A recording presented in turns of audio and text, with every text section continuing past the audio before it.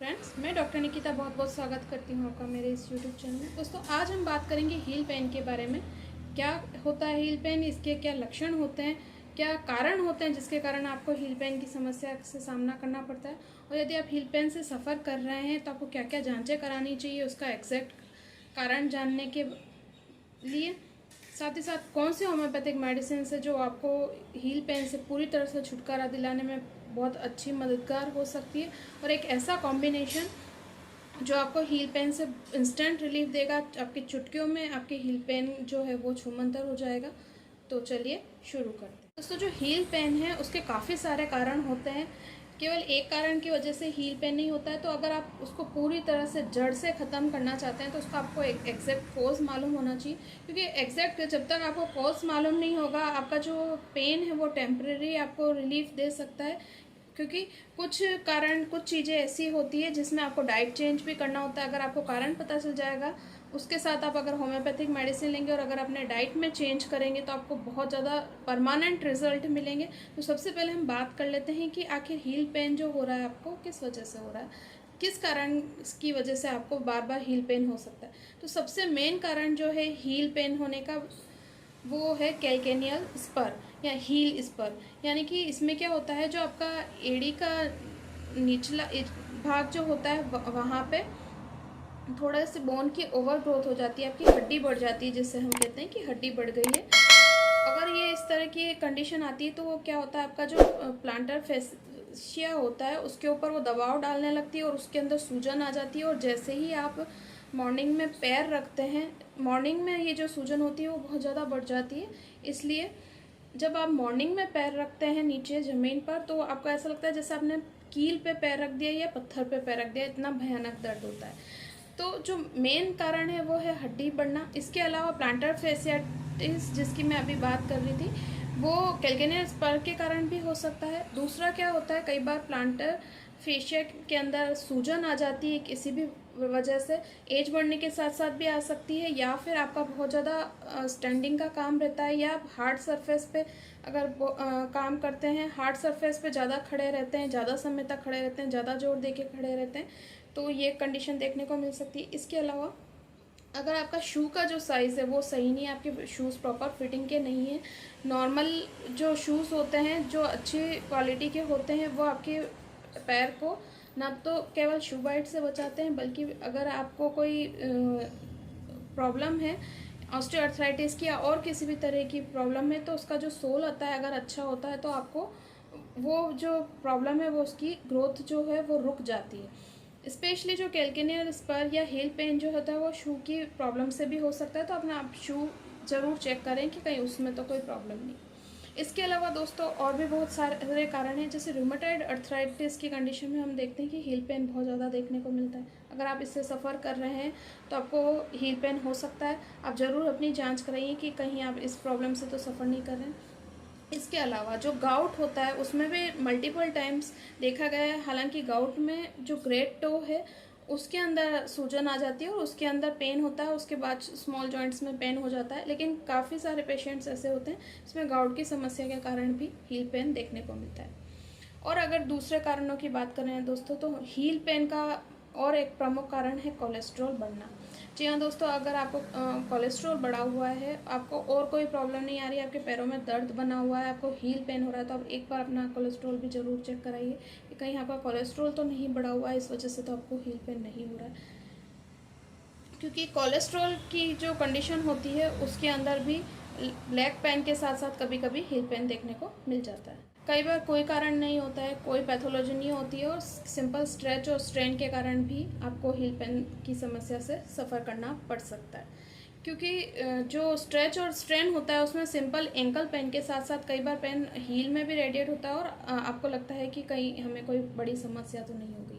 तो अगर आपका रेगुलर पेन बना रह रहा है, आपको 2-3 महीने या 4 महीने से ज़्यादा हो गया, तो आप ये समझ सकते हैं कि आपको सिंपल स्ट्रेच या स्ट्रेन की प्रॉब्लम नहीं है। लेकिन अगर आपको कुछ ही दिनों से हो रहा है और वो अपने आप नॉर्मल थोड़े कुछ दिन में ठीक हो जाता है, बार बार होता है और बार बार ठीक हो जाता है, तो हो सकता है आप स्ट्रेच और स्ट्रेन की प्रॉब्लम से सफ़र कर रहे हो, या आपने बहुत ज़्यादा एक्सरसाइज कर ली हो उस वजह से हुआ हो।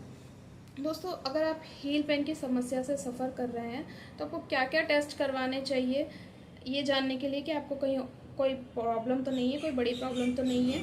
तो उसमें सबसे अच्छी जांच जो है वो है एक्सरे, क्योंकि अगर हील स्पर हो गया है, कैल्केनियल स्पर हो गया है, तो वो आपको एक्सरे में एग्जैक्ट पता चल जाएगा कि वो कितना बड़ा है, और उसके अकॉर्डिंग आप फिर ट्रीटमेंट लेंगे तो आपको जल्दी राहत मिलेगी। इसके अलावा दोस्तों गाउट और अर्थराइटिस की जांच भी आपको कराना चाहिए, रूमेटॉइड अर्थराइटिस की। ऑस्टियोआर्थराइटिस के केस में कैल्केनियल स्पर बन जाता है, तो वो दोनों चीज़ें सेम ही हो गई, ऑस्टियोआर्थराइटिस या कैल्केनियल स्पर। लेकिन रूमेटॉइड अर्थराइटिस और गाउट जो होती है वो उनकी जो जांचें हैं वो डिफरेंट होती है, तो उससे भी आप करवा सकते हैं। कोलेस्ट्रॉल की अगर आप जांच कराना चाहते हैं कि कहीं उसकी वजह से आपको हील पेन तो नहीं हो रहा है, तो उसका जो सबसे अच्छा टेस्ट है दोस्तों वो है लिपिड प्रोफाइल। इसके अंदर आपको ना केवल आपका नॉर्मल कोलेस्ट्रॉल पता चल जाएगा, इसके अलावा ट्राइग्लिसराइड, एलडीएल, एचडीएल भी आपको पता चल जाएंगे। और आपका एक ब्लड का रूटीन जांच जरूर आप करा लीजिए, सीबीसी जिसे हम बोलते हैं, कि आपकी बॉडी में कहीं कोई इन्फेक्शन तो नहीं है। इसके अलावा यूरिक एसिड टेस्ट कराना बहुत ज़्यादा ज़रूरी है दोस्तों, क्योंकि यूरिक एसिड की प्रॉब्लम के कारण भी कई बार कैल्केनियल स्पर या एंकल के एरिया में आपको पेन दिखाई देता है। यूरिक एसिड बढ़ने की वजह से भी आपको हील पेन हो सकता है। चलिए दोस्तों, किसी भी वजह से अगर आपको हील पेन की समस्या से रूबरू होना पड़ रहा है, तो जो सबसे अच्छी होम्योपैथिक मेडिसिन हैं, काफ़ी सारी हैं, सारी ही मेडिसिन अच्छी होती है, लेकिन एक फार्मूला है मेरा जो मैं अधिकतर पेशेंट्स को देती हूँ और उनको हील पेन की समस्या से निजात मिल जाती है। तो वो दोस्तों 3 कैटेगरीज है उसके अंदर। एक कैटेगरी, सबसे पहली कैटेगरी जो है वो डाइल्यूशन में, दूसरी कैटेगरी आती है बायोकेमिक साल्ट के रूप में, और तीसरी जो कैटेगरी है वो है मदर टिंचर फॉर्म में। तो सबसे पहले मैं आपको डाइल्यूशन का बता देती हूँ कि कौन सी 3 मेडिसिन आपको लेकर आनी है, और उसको मिलाकर आपको 2 ड्रॉप्स 3 टाइम्स लेना है। तो ये जो मेडिसिन है इसके अंदर है आर्निका 200, लीडम पाल 200 और रस्टॉक्स 200। ये तीनों ही मेडिसिन आपको मिला लेनी है। 30 ml की बोतल लाना चाहे तो वो ला सकते हैं, 11 ml की अगर आप रैकवैक की प्रेफर करते हैं तो वो आप ला सकते हैं। इन तीनों को आपको मिलाकर दिन में 3 बार लेना है। अगर पेन बहुत ज़्यादा है तो आप उसको 4 बार भी यूज़ कर सकते हैं। 3 बार आप लीजिए 2-2 बूंद करके। दूसरी जो मेडिसिन है, जो इसका जो बायोकेमिक साल्ट है, वो है कैलकेरिया फ्लोर 6x मेडिसिन। ये जो मेडिसिन होती है स्पेशली कैल्केनियल स्पर या हील्स पर जो होता है उसके अंदर काम में ली जाती है, और ये उसको धीरे धीरे उसका जो आपकी हड्डी बढ़ी हुई है उसको धीरे धीरे नॉर्मलाइज करती है, धीरे धीरे पहले वाली सिचुएशन में लाने का काम करती है। तो इसकी आपको 4-4 टैबलेट दिन में 3 बार लेनी है। जो मैंने आपको पोटेंसी में डाइल्यूशन में मेडिसिन बताई थी दोस्तों, उसमें जो सबसे पहली मेडिसिन थी आर्निका 200। आर्निका 200 मेडिसिन इंजरी के केस में आपको कभी चोट लगी है, उस वजह से आपको हील पेन हो रहा है, तो उसमें बहुत अच्छा वर्क करती है। वो ना केवल आपको चोट की जो बुरा असर हुआ आपकी हड्डी पे या प्लांटर फेशिया पे उससे निजात दिलाएगी, बल्कि अगर आपके हील में कहीं सूजन आ रही है, बॉडी में कहीं भी किसी भी तरह का पेन है, तो उससे भी आपको राहत देगी। रस्टॉक्स मेडिसिन जो होती है दोस्तों 200 पोटेंसी में, मैंने आपको इसमें यूज़ में लेने को कहा है। तो ये जो मेडिसिन है, ये अगर मूवमेंट के साथ आपके दर्द में आराम मिलता है और रेस्ट के समय आपका दर्द बढ़ता है, तो उस कंडीशन में ये आपके दर्द को कम करने में बहुत अच्छी भूमिका निभाती है। स्पेशली जो बारिश के मौसम में या नमी वाले मौसम में जब पेन होता है, ये जो भी बारिश का जो मौसम चल रहा है, इस टाइम पे जब हील पेन आपको बहुत ज़्यादा होता है, तो उसमें ये आपको बहुत ज़्यादा राहत देती है और आपके दर्द को जड़ से ख़त्म करती है। साथ ही इसका जो काम है वो मसल्स और टेंडन्स पे बहुत अच्छा है। फेशिया पे, प्लांटर फेशिया पे भी इसका बहुत अच्छा वर्क है, तो आप इसे ज़रूर यूज़ करें। तीसरी जो मेडिसिन दोस्तों मैंने बताई थी लीडम पाल 200। दोस्तों ये जो मेडिसिन है ये पॉइंटेड पेन में बहुत ज़्यादा अच्छा वर्क करती है। जब आपको ऐसा महसूस होता है कि आपने सुबह उठते ही आपकी एड़ी आपने नीचे रखी और आपको ऐसा महसूस हो रहा है कि आपने कील पे पैर रख दिया है या किसी पत्थर पे पैर रख दिया है, तो ये मेडिसिन आपके लिए रामबाण साबित हो सकती है, क्योंकि इसका मेन एक्शन यही है कि पॉइंटेड पेन को ख़त्म करना। तो आप ये मेडिसिन ज़रूर यूज़ में लें। दोस्तों जो तीसरी चीज़ जिसकी मैं बात करना चाहती हूँ और जिसका बहुत अच्छा एक्शन है हील पेन को ठीक करने में, तो वो एक मदर टिंचर कॉम्बिनेशन है। इसके अंदर बेलिस, पर मदर टिंचर है और दूसरा मदर टिंचर जो है वो रूटा क्यू मदर टिंचर है। तो जो पहले पर मदर टिंचर है दोस्तों, इसका मेन एक्शन स्ट्रेच स्ट्रेन इसके ऊपर है। तो ये जो मेडिसिन है, अगर आपको मोच के कारण या किसी इंजरी के कारण अगर आपको प्रॉब्लम हुई है और हील पेन हो रहा है या आपके पैरों में मोच आ गई उसकी वजह से आपको बहुत ज़्यादा पेन हो रहा है, तो न केवल आपकी मसल्स को रिलैक्स करेगी बल्कि आपके जो टेंडन्स है उनकी वीकनेस को, फेशिया को भी, प्लांटर फेशिया को भी मजबूत बनाने में आपकी हेल्प करेगी और अगर इंजरी के साइड इफ़ेक्ट्स है तो उनको भी ख़त्म करेगी। दूसरी जो मेडिसिन है दोस्तों है वो है रूटा मदर टिंचर। तो रूटा जो मदर टिंचर है दोस्तों, उसका मसल्स पे बहुत अच्छा वर्क है, जो फेशिया है उसके ऊपर बहुत अच्छा वर्क है।